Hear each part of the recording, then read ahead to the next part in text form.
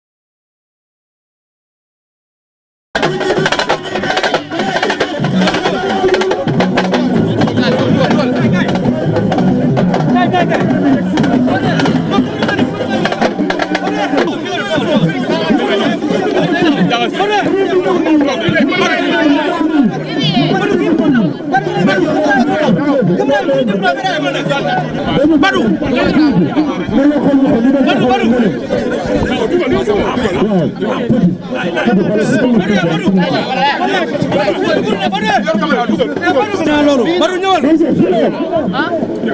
original bu ñëw gaan mo jël caméra mo fi nga nekk baaxul fi nga nekk baaxul fi baaxul non non Badou waaw xajal bu ñëw fil bi gudd na waa ñëwal may leen ko ñëw waaw naka defar waaw coo jibul voilà ndànk rek ñëpp ñoo far joxom si Badou dalal fii ci grand la demal rek demal acca gaay ak dégloo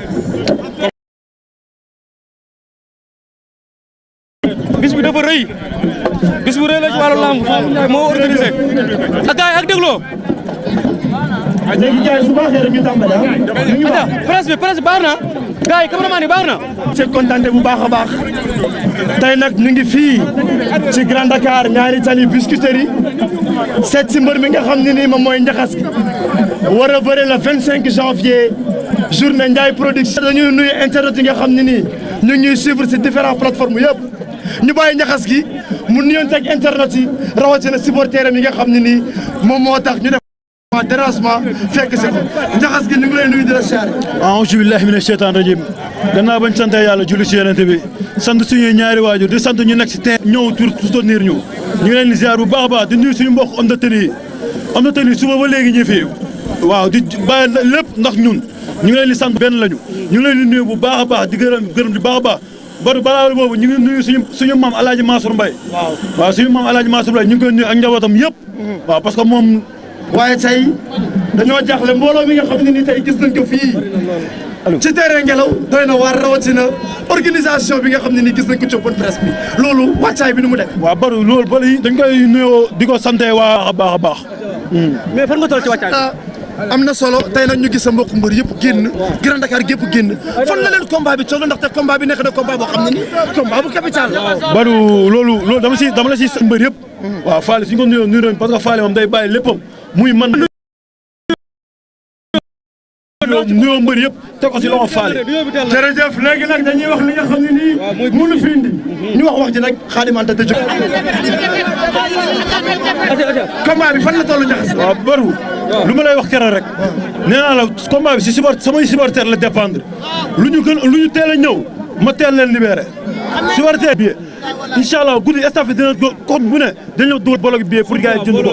waaw parce que man combat gars yi jinne du sama place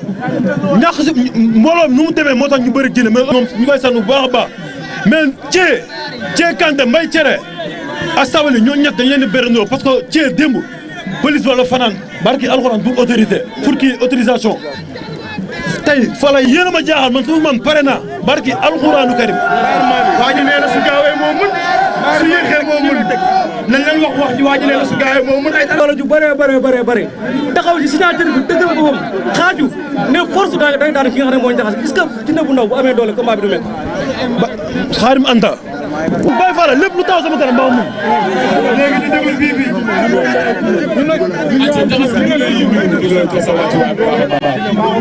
mais tey Ndiakhate gi ñu gis nga am benn kat mooy ñëpp dina seetaan dina bàyyi xel Ndiakhate ña ngay mooy ñëpp dina seetaan dina bàyyi xel Ndiakhate ña ngay woo ñu mun la bàyyi xel bu baax a baax ci combat bi ndaxte boobu ba tey yaa ngi woo supporters yi ne bàyyi xel bu baax a baax ci combat bi ndaxte boobu ba tey yaa ngi woo supporters yi nee nga challenge bi mooy benn supporter benn bi ani lan ngay wax waaw Badou balaa maa ko tey nag sécurité ñu ngi leen di nuyu bu baax a baax a baax waaw ñoom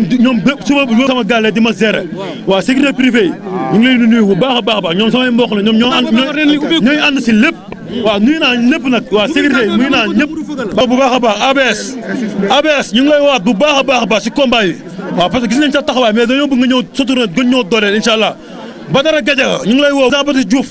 bàyyi ñu Thié bàyyi ñu Mbaye Thiéré bàyyi ñu Salbani ñu ngi lay woo ñëpp ak mouvement maire bi yëpp ñu ngi leen woo bu baax a baax monsieur le maire Djibril Wade ñu ngi lay woo bu baax ak Assane Ndiaye waa maire Bistéri ñu ngi leen di woo bu baax Mame Mbaye borom Canada Mame Mbaye Canada yow kenn du la wax waaw Mame Mbaye ñu ngi lay woo bu baax a baax a baax Union Meng Chéri Christina ñu ngi lay woo bu baax a baax ci combat bi su ñu woowee formation bi bàyyi ñu kenn mais di jiital sama xarit